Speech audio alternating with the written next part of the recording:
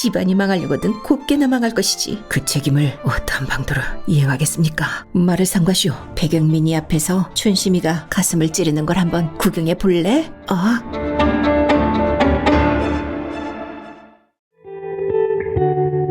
청춘 극장 2권. 향기 없는 인생이여.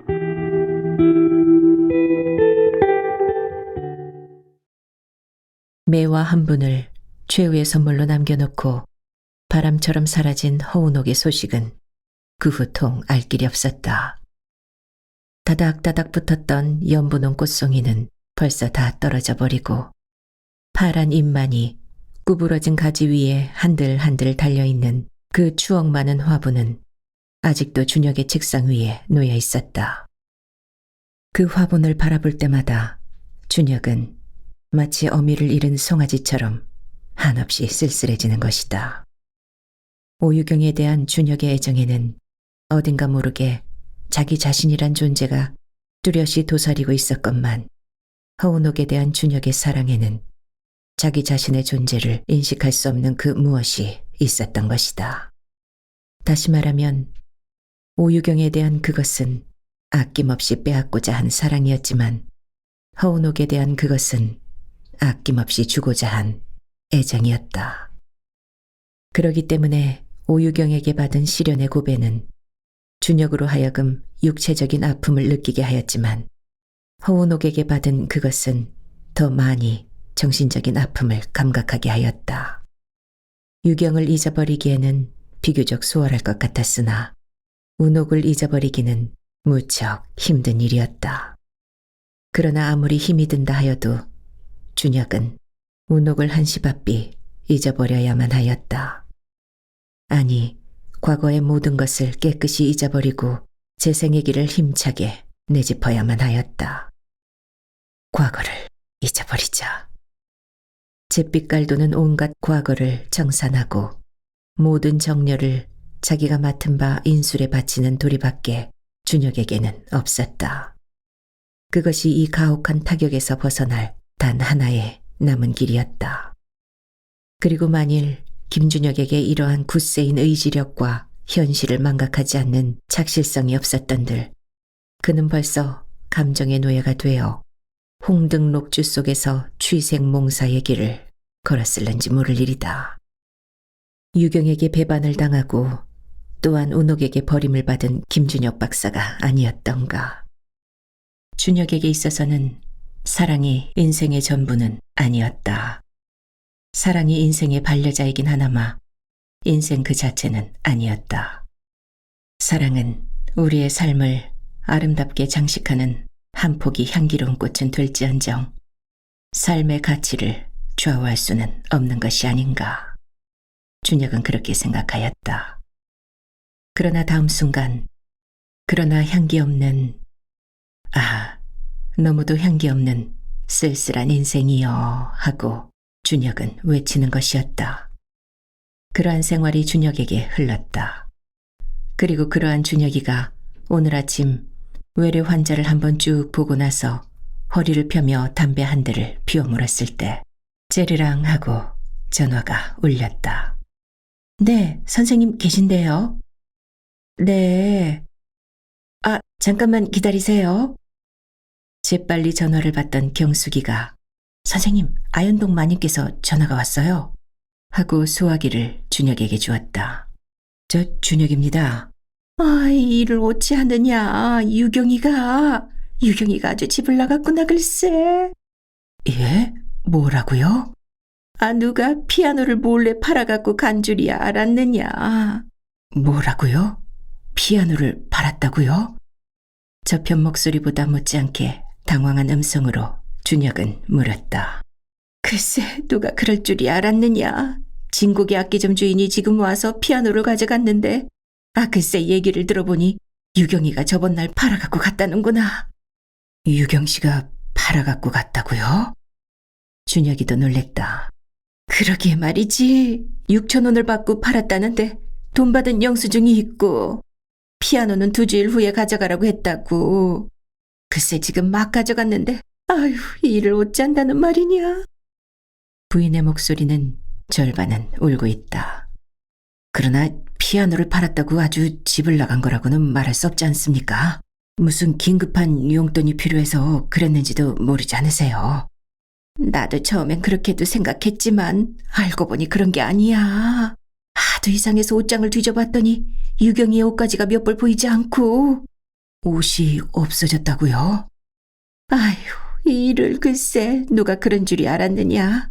그저 제 편지를 보고 시험이 급해서 떠난 줄로만 알았지. 하여튼 영감 좀 불러다 줘. 영감인지 생감인지는 이럴 줄도 모르고 밤낮 그년의 옆구리에만 처박혀 있고. 선생님을 곧 모시고 가겠습니다. 준혁은 전화를 끊고 불이 나게 외출복으로 갈아입었다. 효자동에는 전화가 없다. 준혁은 택시를 타고 효자동으로 달려가면서 집을 나간 유경을 가만히 생각해 보았다. 저번 유경이가 귀국했을 때 최후의 작별을 하던 날 밤 어쩐지 유경은 자꾸만 울고 있었다. 그처럼 명랑한 유경이가 사나이 앞에서, 그것도 자기가 배반한 사나이 앞에서 눈물을 흘린다는 것이 아무리 생각해도 수상하였다.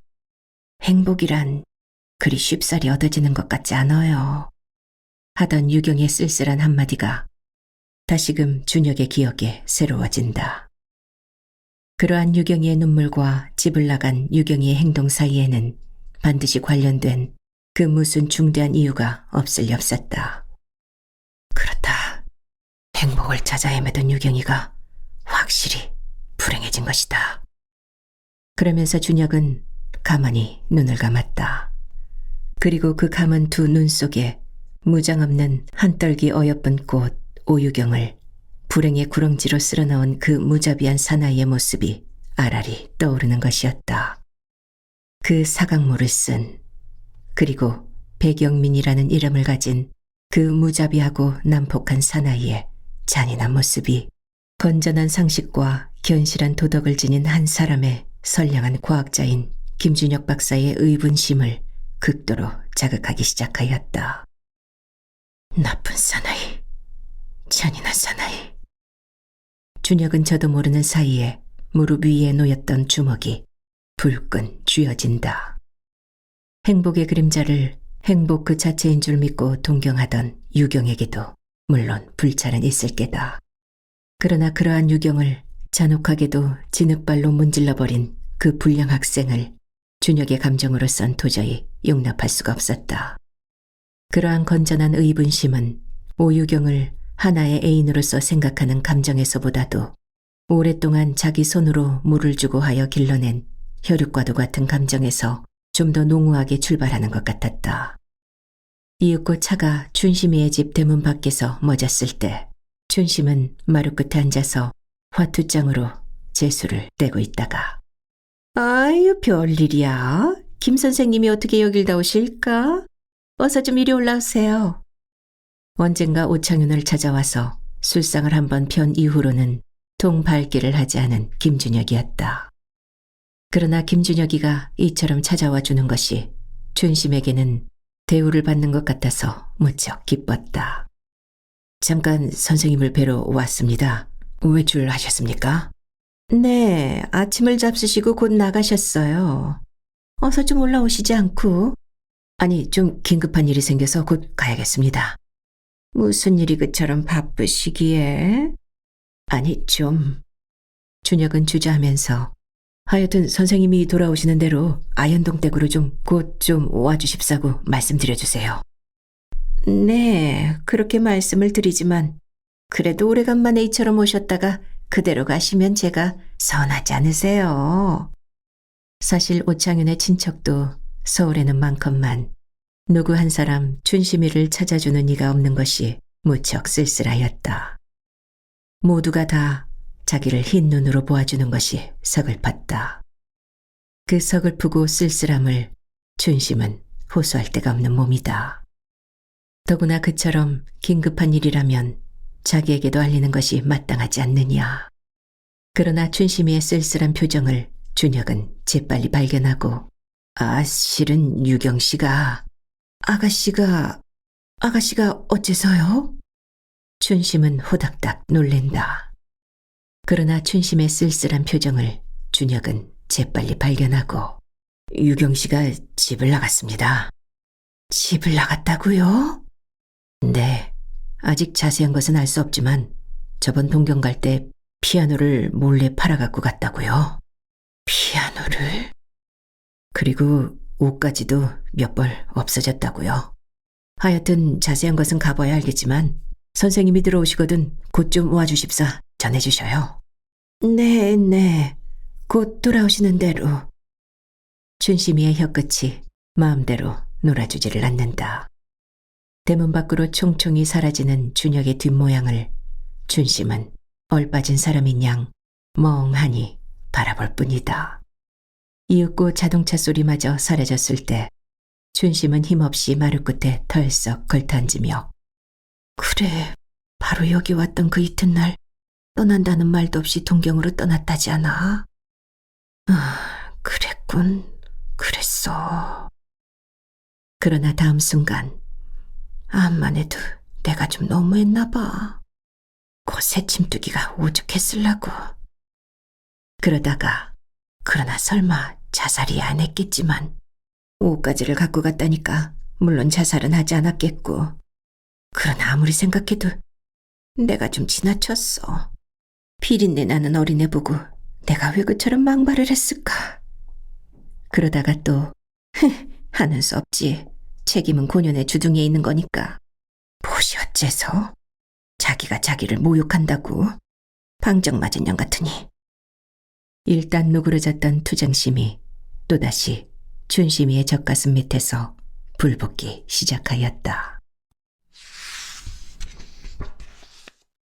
백영민의 도착.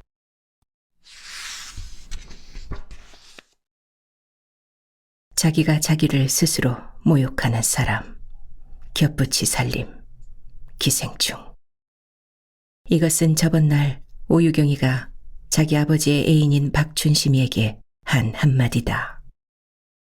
떡을 너무 지나치게 먹다가 체하질랑 말아요.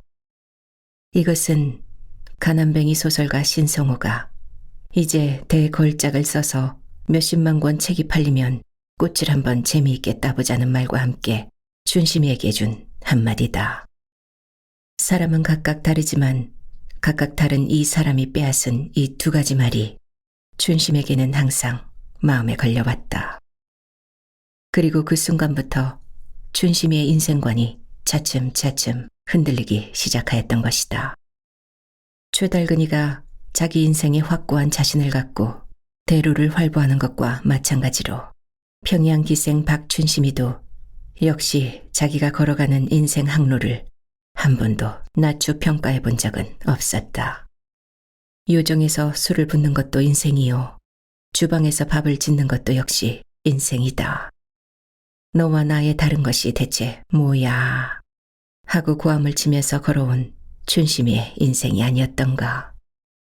그래서 오창윤의 소실로 들어가는 것을 하늘의 별이나 딴 것처럼 영광으로 생각한 춘심이가 아니었던가. 그러한 춘심이의 인생관이 동요를 일으키기 시작하였다. 아니, 뻗쳐나가려면 얼마든지 뻗칠 수도 있는 춘심이었으나 그것은 아무리 생각하여도 일종의 허세인 것만 같았다. 향기 없는 인생인 것만 같았다.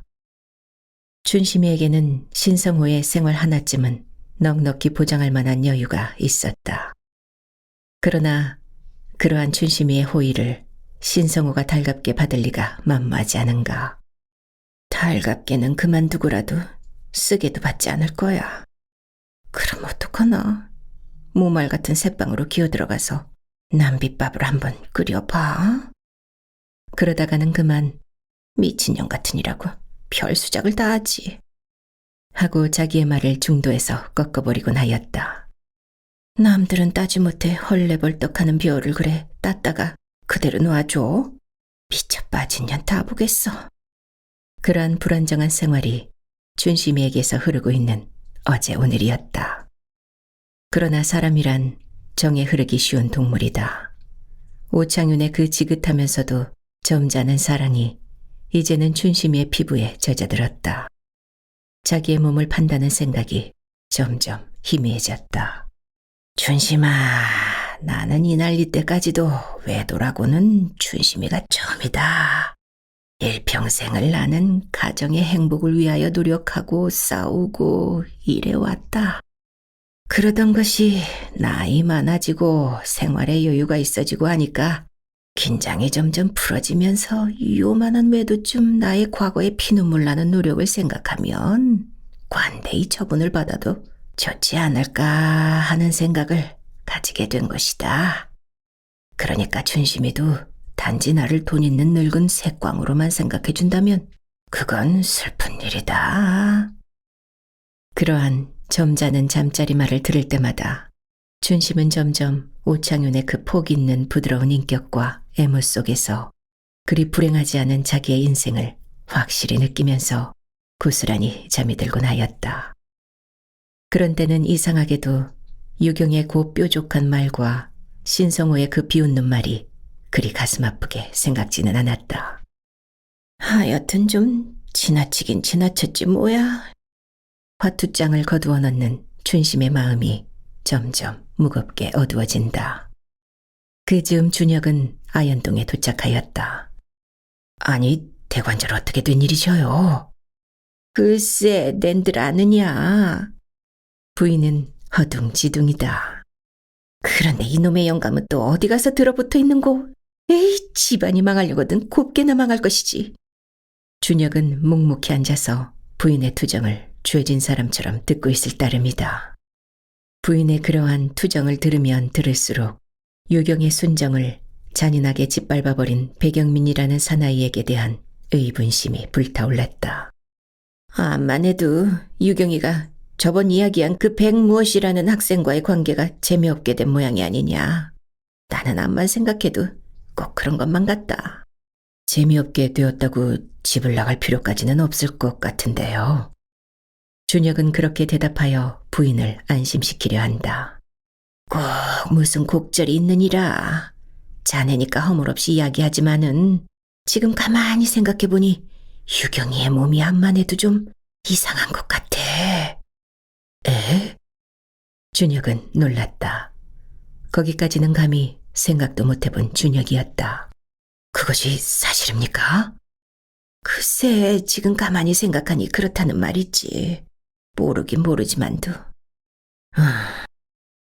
깊은 신음의 목소리가 김준혁의 입으로부터 흘러나왔다. 눈물을 흘리면서 행복이란 그리 쉽사리 찾아지지 않는다던 유경이의 말이 무엇을 의미하고 있었는지를 지금이야 비로소 똑똑히 알아볼 수 있는 준혁이다. 하여튼 선생님이 돌아오시면 곧 동경으로 건너가 봐야겠습니다. 준혁이와 부인이 그런 말을 하고 있을 즈음에 배경민은 경성역에 내렸다. 영민은 경성역 앞에서 간단한 식사를 취하면서 대관절 어떻게 할 것인가를 곰곰이 생각하고 있었다. 생면부지인 낯설은 사나이가 돌연 뚜벅뚜벅 찾아 들어가서 유경이의 행방불명과 아울러 유경이가 임신한 사실을 알린다면 오죽이나 부모네가 놀랄 것인가. 놀랄 뿐만 아니라 그것은 예의가 아닐 것 같아서 유경이가 항상 말하던 그 진실한 과학자 김준혁이란 사람을 먼저 찾아갈까 그렇게도 생각하였다.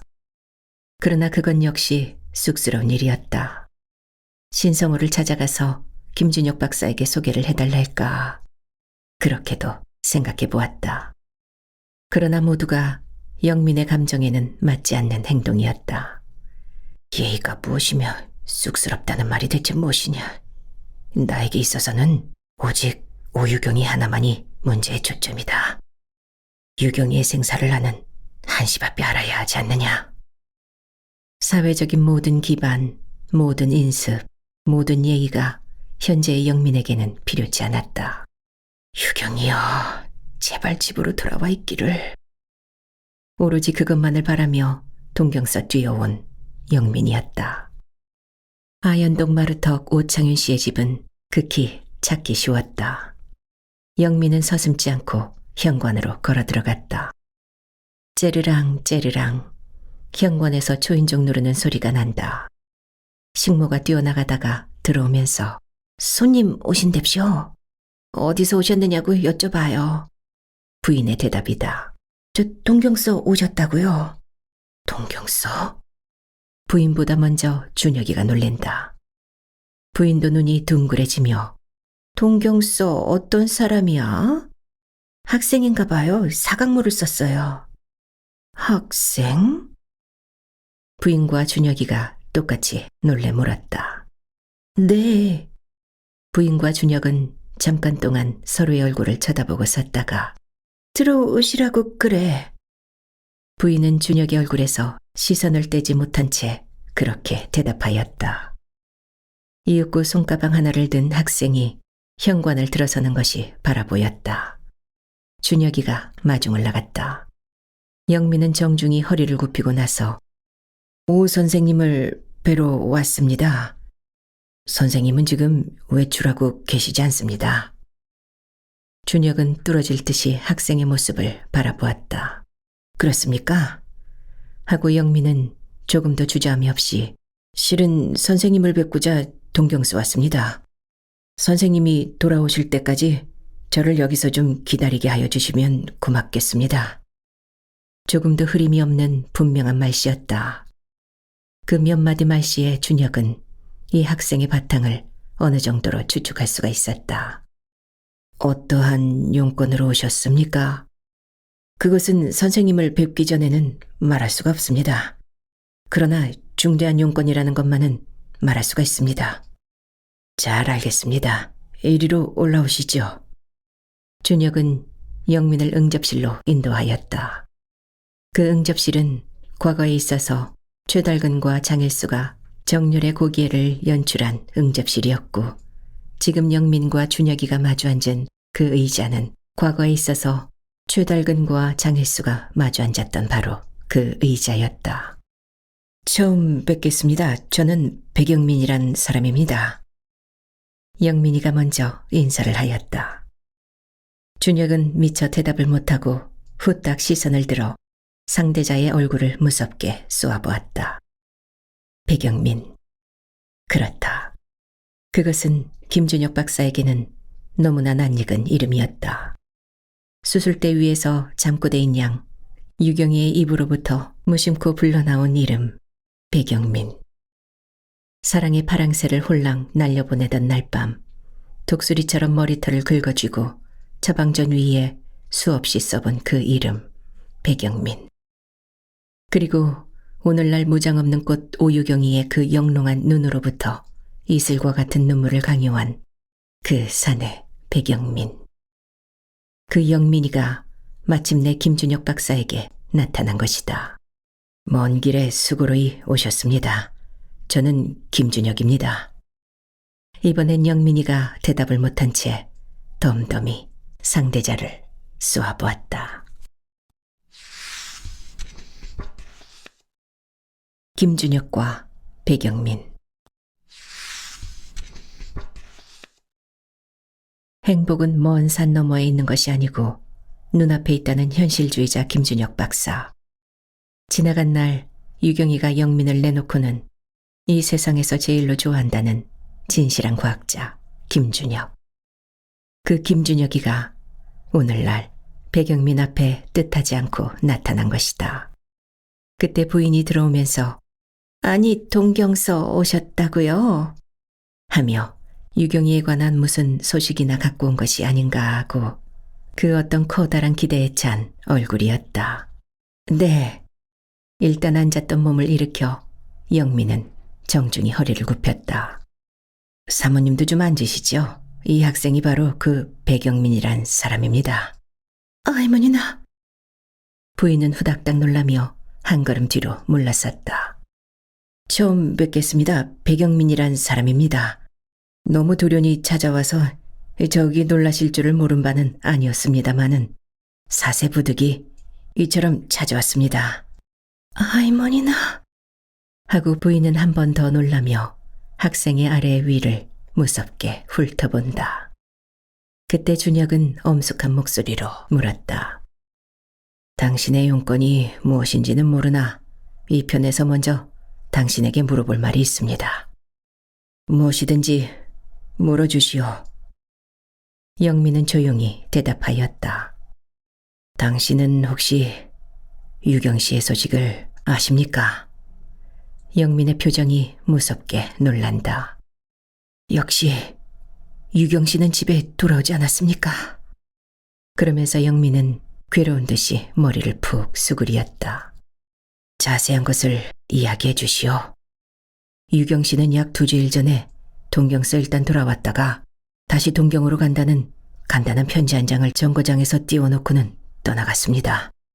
그리고 그때 유경 씨는 아주 집을 떠날 작정으로 몰래 옷가지를 챙겨가지고 그리고 피아노를 팔아가지고 떠나간 사실을 오늘에야 비로소 알고 집안에서는 여간한 걱정이 아닙니다. 좀 더 자세한 이야기를 하여 주시오. 그렇습니까? 영민은 고개를 수그린 채 깊은 웃소와 함께 조용히 입을 열었다. 유경 씨는 다시 동경으로 왔습니다. 그러나 그 어떤 피치 못할 뜻하지 않은 우연한 사실에 봉착하여 유경 씨는 다시 어디론가 행방불명이 되었습니다. 행방불명이라고요? 부인과 준혁이가 이구동성으로 외쳤다. 그렇습니다. 저는 행여나 집으로 돌아온 것이나 아닐까 하고 부랴부랴 이처럼 달려왔습니다마는. 그러면서 영민은 법정에 선 죄수처럼 두 사람 앞에 머리를 공손히 숙이면서 민망스럽습니다. 유경 씨 행방불명에 대한 모든 책임은 오직 저에게 있습니다. 그 책임을 당신은 충분히 이행할 수가 있겠습니까? 있습니다. 어떠한 방도로 이행하겠습니까? 저의 생명이 이 세상에 남아있는 한 저는 책임 이행에 전력을 다하겠습니다. 그러나 유경 씨의 부모 되시는 분으로 말하면 사랑하는 따님의 생명과 알지도 보지도 못한 일개 당신의 생명을 똑같이 평가하지는 않을 것이요. 당신의 생명을 100개 희생해보았댔자 사랑하는 따님 유경 씨의 생명 하나를 보상하지 못할 것이요. 그래도 당신은 책임을 지겠다고 말할 수가 있겠소? 그 순간 영민은 숙였던 머리를 후딱 들었다. 그리고 엄숙하면서도 힘있는 한마디가 무섭게 튀어나왔다. 말을 삼가시오. 말이란 함부로 입을 놀리는 것으로서 형성되는 것이 아니오. 말은 머리에서 나오는 것이오. 뭐시? 김준혁 박사의 안색이 무섭게 긴장되는 순간이다. 언제 돌아왔는지 그 즈음 오창유는 응접실 문 밖에서 방 안의 광경을 묵묵히 들여다보고 있었다. 오창유는 벌써부터 집에 돌아와 있었다.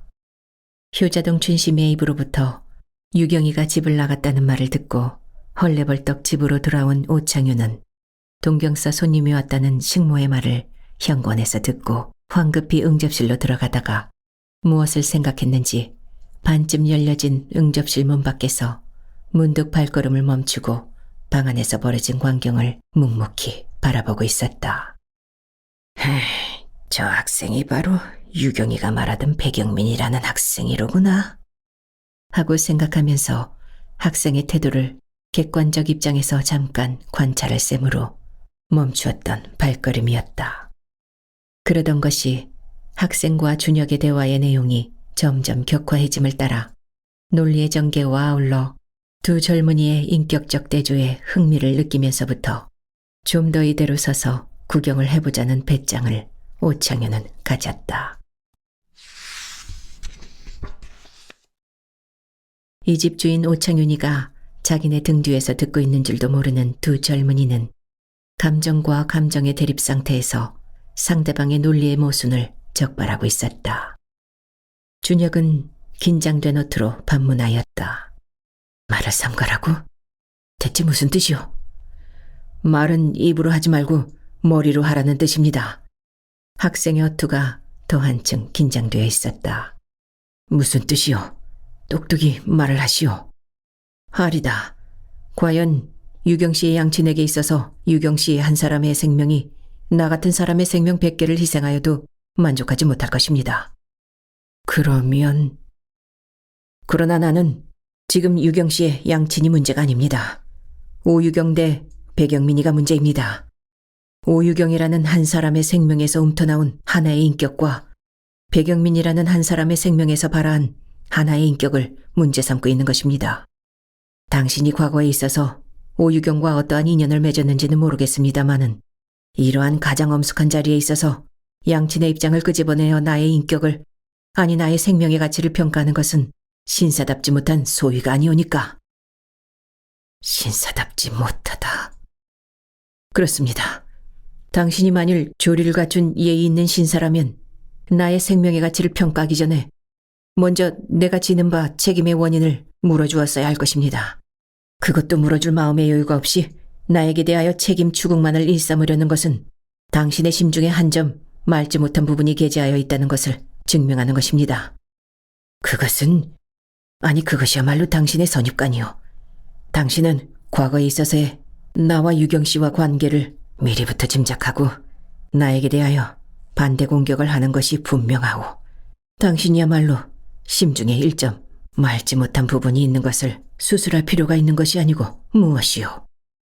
아니요. 나는 당신의 신분을 공격하는 것이 아니고 당신의 논리를 공격하는 것이요. 당신이 오늘날 이 자리에서 이 사건에 참견할 의사를 가졌다면 먼저 나의 책임을 추궁하기 전에 그 책임의 원인을 물어주시오. 바로 그때였다. 내가 그 원인을 물어드리리다. 하면서 선뜻 문 안으로 들어선 것은 가장 심각한 표정을 띈 이 집 주인 오창윤이었다. 두 젊은이는 황급히 몸을 일으켰다. 어서들 그대로 앉으시오. 먼 길에 얼마나 고생스러웠어. 선생님 처음 뵙겠습니다. 백영민이오시다. 영민은 정중히 인사를 하였다. 벌써 다 짐작하고 있었소. 오창윤이요. 유경이의 아버지 되는 사람이요. 오창윤은 털썩 의자에 걸터앉으며 당신도 여기 앉으오. 앉아서 백군의 이야기를 떠들지 말고 조용히 들어봅시다. 하고 부인에게 권했다가 당신은 어멈을 불러 술상을 차리도록 얘기를 하시오. 목간물도 되도록 일러두시오. 먼 여행엔 한 잔 술과 뜨뜻한 목욕이 제일 약이요. 목욕물을 벌써 대놨는걸요. 그래요? 그럼 백군, 먼저 한탕 들어갔다 나오시오. 여보, 당신이 좀 안내를 하구려. 아니, 선생님, 저는 사양하겠습니다. 어서 들어갔다 나오시오. 몸이 풀리면 마음도 풀리는 것이오. 후인은 고맙습니다마는 저는 지금 그런 마음의 여유를 갖지 못했습니다. 용서하십시오. 없는 여유를 만들자는 것이오. 그러나 굳이 사양을 한다면 더 권하지는 않겠소. 그럼 김군, 백군과 같이 안방으로 들어가도록. 선생님, 저는 가봐야겠습니다. 환자를 그냥 내버려 두고 왔습니다. 될 말인가? 이 넓은 세상을 그처럼 좁게 생각할 필요는 없어. 한 잔 술을 나누면서 백군의 이야기를 들어보면 막혔던 군의 감정이 도리어 풀릴지도 누가 알겠나? 선생님, 무슨 말씀을? 아니야, 내가 다 알고 있어. 내가 눈여겨본 이만큼 군도 그리 편협한 인간은 아니야. 오늘의 친구가 내일의 적이 될 수도 있고 오늘의 적이 내일의 친구가 될 수도 있는 법이야. 그러면서 오창윤은 앞장을 서서 성큼성큼 안방으로 들어갔다. 두 젊은이도 그 뒤를 묵묵히 따라 들어갔다. 이윽고 안방에서 술상이 벌어졌다. 영감의 눈치를 짐작한 부인은 오손도손 술상을 탐탁히 차려드렸다. 둘 중에 하나는 사유가 될 사람이기 때문이다. 준혁과 영민은 오창윤의 권에 못 이겨 서너 너댓잔을 받았을 뿐 오창윤만이 얼근해졌다. 부인은 수심찬 얼굴로 술상 옆에 붙어 앉아서 불의의 침입자인 백영민의 얼굴을 눈, 코, 귀, 입 할 것 없이 돌아가면서 뜯어본다. 뜯어보면서 준혁이의 그것들과 자꾸만 비교보는 것이다. 자, 그럼 백군의 이야기를 한번 들어볼까? 네, 말씀드리겠습니다. 솔직히 말씀드리겠습니다. 그것을 여쭙고자 달려온 재월 씨다. 그러나 유경 씨와의 관계를 여쭙기 전에 제 짧은 인생의 이력서를 설명하겠습니다. 좋아. 오창윤은 머리를 끄덕끄덕 하였다. 오창윤과 백영민.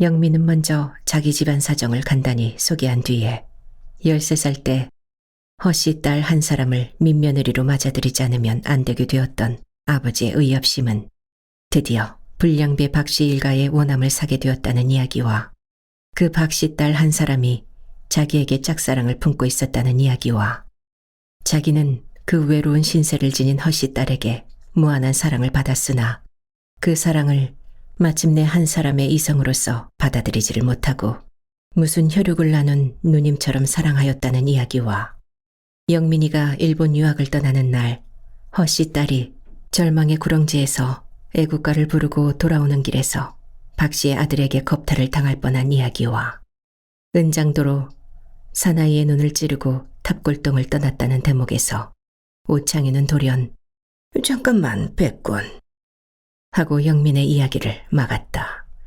동리 이름이 무엇이라고 그랬지? 탑동리지만 탑골동하고 부릅니다. 탑골동? 오창윤의 얼굴이 무섭게 긴장을 하였다.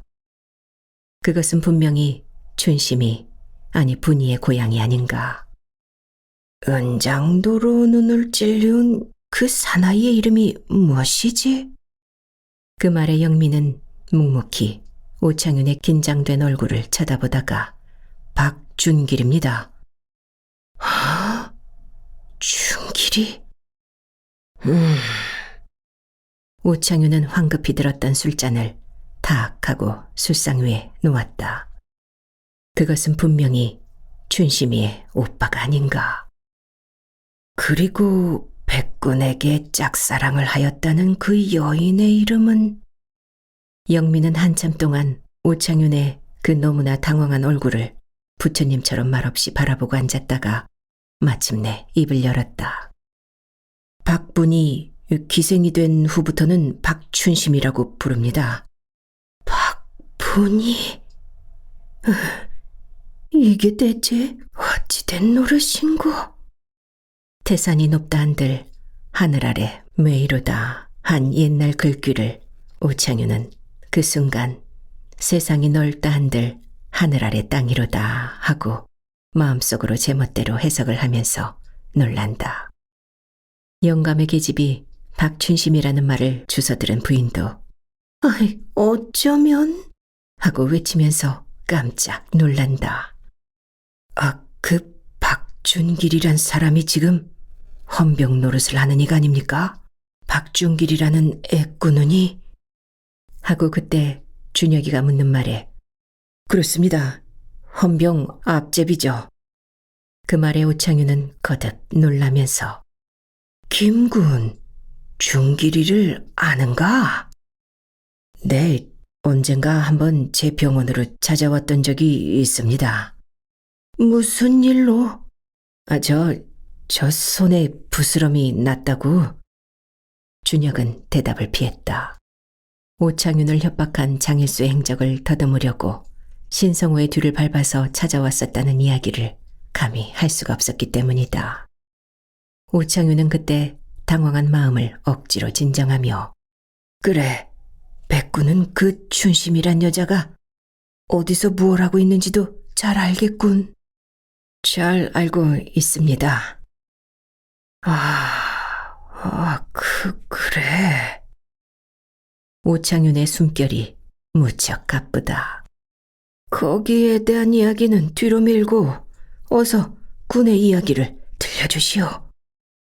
거기서 영민은 다시 동경서 유경이를 우연한 기회에 알게 되자 자기의 손으로 자기 인생의 궤도를 부설할 수 있는 한 사람의 총명한 반려자를 발견하고 100년 해로의 굳은 약속을 바꾸었다는 말을 숨김없이 이야기하고 유경은 지금 임신 중이라는 말을 하였을 때 일동은 이구동성으로 뭐시? 하고 외쳤다. 유경이가 임신을 했다고요? 아니, 그것이 사실 말이오? 오창윤의 그 허덕이는 부르짖음이 일동의 놀라움을 대표하듯이 튀어나왔다. 사실이오시다. 영민은 머리를 숙이면서 분명히 대답하였다. 아이 뭐니나 저희를 어쩌노. 부인은 누구보다도 더 놀라면서 글쎄 암만 해도 어딘가 좀 수상하더니만 아이 뭐니나. 그때 오창윤은 하고 깊은 신음을 하고 나서 침착한 목소리로 잘 알겠소. 분명히 이야기를 하여 주셔서 대단히 감사하오. 잘 알겠소. 그만했으면 잘 알아들었소. 임신은 몇 개월이요? 6개월입니다. 좀 더 자세한 것을 이야기해 주시오. 유경인 왜 행방불명이 되었소? 첫째로는 제게 불찰이 있었습니다. 그리고 둘째로는 그 어떤 중상 때문에 유경 씨가 저를 지나치게 오해를 했습니다. 그것을 이야기하여 보시오. 5년 전 제가 허씨 딸과의 결혼을 거절하고 동경으로 건너갈 때 가친께서는 극도로 분노하시어서 이후 어떤 여자와도 정을 통하여서는 아니 되리라는 굳은 맹세를 저에게 시켰습니다. 오창윤은 머리를 끄덕이며 어떤 여자와도 정을 통하지 말라. 그래 군은 그것을 맹세하였소? 했습니다. 그 말에 오창윤은 얼굴을 번쩍 들면서 했다. 했습니다. 제가 결혼을 거절한 것은 딴 여자에게 정을 두고 있었기 때문이 아니었습니다. 오창윤의 감탄사가 대단히 길다. 될 수만 있으면 일생을 딴 여자에게 정을 두지 않고 지나려 하였습니다. 그것이 늙으신 아버님에게 바치는 저의 단 하나의 효성의 길일 뿐만 아니라 그 불행한 여인에게 주는 저의 단 하나인 성의를 표하는 길이었기 때문입니다. 훌륭하오. 그러나 저는 끝끝내 아버님과 바꾼 맹세를 이행하지 못하였습니다. 노력은 하였습니다만 어찌할 수가 없었습니다. 아버님께 드리고자 한 저의 효성보다 그 여인에게 바치고자 한 저의 성의보다 더 귀중하고 더 보람있는 것을 유경에게서 발견하였습니다. 지나간 겨울방학에 가친께서는 저와 유경 씨와의 관계를 아시고 대단히 격분하셔서 부자지간의 인연을 손수 끊으셨습니다. 에? 인연을 끊었다? 집을 쫓겨났다는 말이오? 영민은 머리를 숙였다. 학비 문제는 어떻게 되었소? 끊어졌습니다. 그러나 선생님, 아버님을 나무래서는 아니 되십니다. 생각이 약간 고루하신 데가 계시지만 훌륭하신 분이십니다. 거기서 중길의 아버지 박삼룡이와 아버지의 관계를 이야기하여 아버지가 땅을 팔지 않은 이유를 자세히 설명하였을 때 훌륭하신 분이요. 그 아버지의 그 아들이 있다는 말이 꼭 들어맞았소. 하고 오창윤은 날로 몰락하여가는 백초씨의 가운에 깊은 동정의 마음을 기울이기 시작하였다. 그래, 학비가 끊어졌으면 학교는 어찌 되었소? 고학을 하고 있습니다. 고학을? 고학은 무엇을 하오?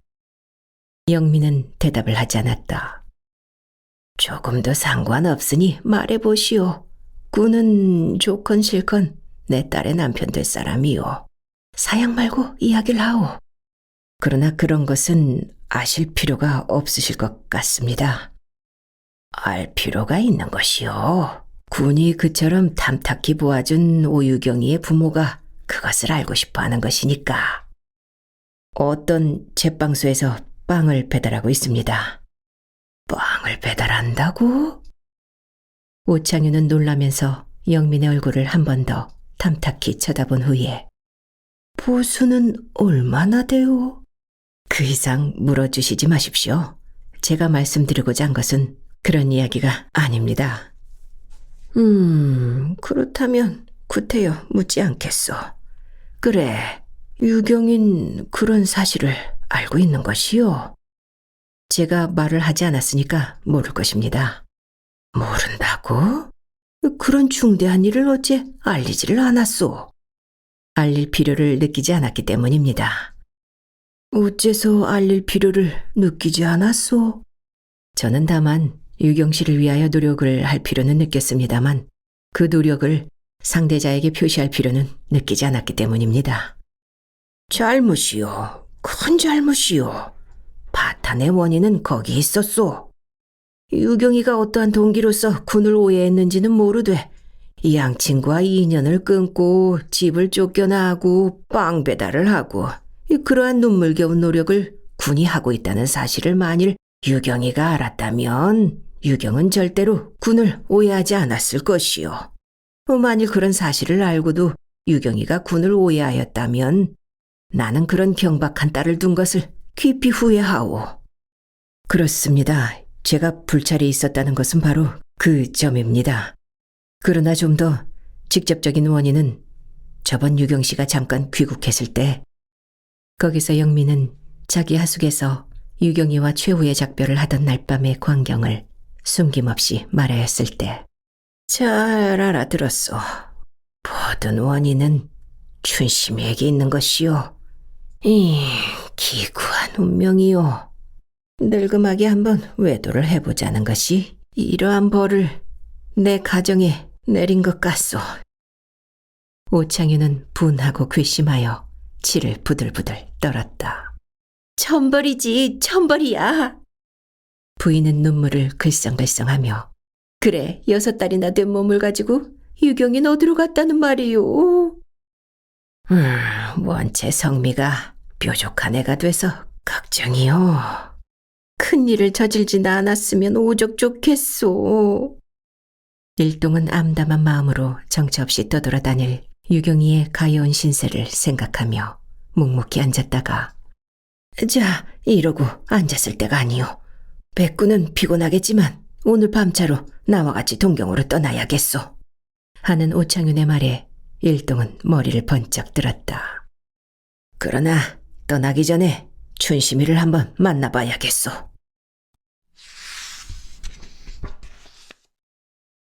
도적 맞은 입술.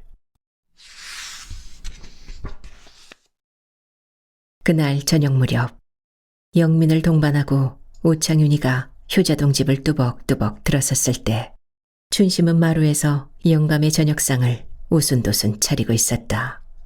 춘심은 영감의 뒤로 기운 없이 따라 들어오는 백영민의 자태를 발견하자 총에 맞은 사슴처럼 후닥닥 상 앞에서 몸을 일으키었다. 올 것이 마침내 왔구나. 춘심은 마음속으로 그렇게 중얼거리면서 심상치 않은 영감의 얼굴과 맥이 탁 풀린 영민의 얼굴을 번갈아 쳐다보며 이 뜻하지 않았던 손님을 맞이하였다. 영민 씨, 언제 오셨나요? 어서 올라오셔요. 그러나 영민은 대답이 없이 춘심의 달리아인 양 화려한 얼굴을 돛돌 위에 선 채 묵묵히 바라다 볼 뿐이다. 그 순간 마루로 올라선 오창윤의 손바닥이 다짜고짜 날아가며 찰싹하고 춘심의 저녁 화장을 한 볼을 한번 보기 좋게 내갈겼다. 아야! 춘심은 얻어맞은 볼을 양손으로 움켜쥐고 약이 받친 고양이처럼 영감의 얼굴을 무섭게 쏘아보았다. 선생님, 이게 무슨 짓입니까? 영민은 뛰어올라가서 오창윤을 막았다. 내가 그처럼 귀여워하던 그대의 볼을 갈겼다. 이유는 말하지 않아도 그대 자신이 잘 짐작할 줄로 믿고 설명은 그만둔다. 그때 돌연 춘심의 입으로부터 하하하하 하는 히스테리칼한 웃음이 날카롭게 흘러나왔다. 춘심은 찌익하고 성냥을 그어 담배를 붙여 물고 삼명경 앞에 놓인 걸상에 덜썩 걸터앉으며 영감님, 바람은 지금 어느 쪽으로 불고 있는 거요? 어쨌다고? 동풍이요, 서풍이요? 무슨 뜻이야? 평양기생 춘심이가 아직도 딸만 못해? 아주 기특하구려. 아주 양심적이야. 왜 오른편 볼이 또 하나 남아있는데 마저 갈겨보시오. 뭐시? 오창윤은 이번엔 왼편 손으로 춘심이의 남은 뺨을 또 후려 갈겼다. 후려 갈기는 바람에 춘심이의 몸뚱이가 걸상과 함께 옆에 서 있는 영민의 품 안으로 쓰러져 들어왔다. 영민은 자기 품 안으로 쓰러져 들어오는 춘심이의 풍만한 육체를 두 손으로 받았다. 받아서 일으키었다. 아니, 받아서 일으키려는 바로 그 순간이었다. 춘심은 영감을 위하여 저녁 화장을 한 후화로운 얼굴을 획 돌리며 두 팔로 영민의 목을 휘감아 끌어안자마자 앵두알처럼 빨갛게 젖은 자기 입술로 재빨리 영민의 입술 위에다 도장을 찍어버렸다. 영민 씨, 미안합니다. 한 번도 아니고 두 번씩이나. 그렇다. 두 번씩이나 영민의 입술을 도적질한 춘심이었다. 영민은 기가 막혔다. 화를 내야만 할는지 웃어버려야만 할는지를 영민은 몰랐다. 춘심은 그러한 영민을 내버려 두고 옷단장을 하고 나서 다시금 걸상에 걸터앉으며 오 선생, 미안했습니다. 춘심이가 그만 잠깐 동안 외도를 했구먼요, 글쎄. 그러면서 춘심은 흐트러진 머리카락을 축혀 올렸다. 오창윤은 괘씸한 듯이 온몸을 부들부들 떨 뿐 좀처럼 말을 잇지 못한다. 오늘 오 선생이 그처럼 보기 싫다고 후려갈겨주신 춘심이의 볼을 후일 다시 이쁘다고 어루만져 주지는 마세요.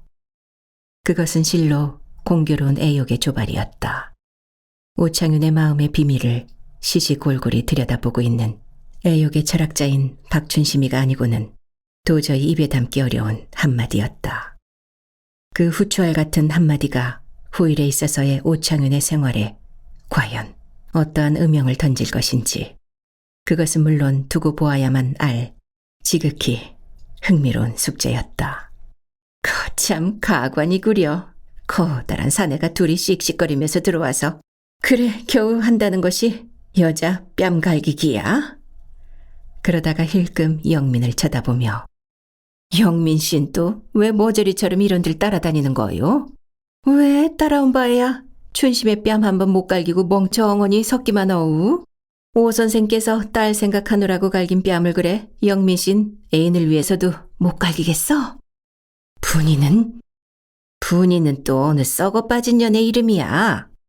당신의 장난이 너무 잔인했소. 걱정들 말아요. 자살할 양반이 옷가지를 뒤져가고 피아노를 팔아가요. 다져볼 장은 보고 있는 거야. 실연을 해서 자살할 사람은 그런 준비성 있는 양반이 아니고 볼래? 춘심은 허리춤에서 장독칼을 쭉 뽑아쥐고 발딱 일어서며 백영민이 앞에서 춘심이가 가슴을 찌르는 걸 한번 구경해 볼래? 하고 오창윤과 백영민이가 달려들려고 했을 때 하고 춘심은 전장을 우러러 유쾌히 웃어대며 걱정들 말아요. 참 사람 웃기네.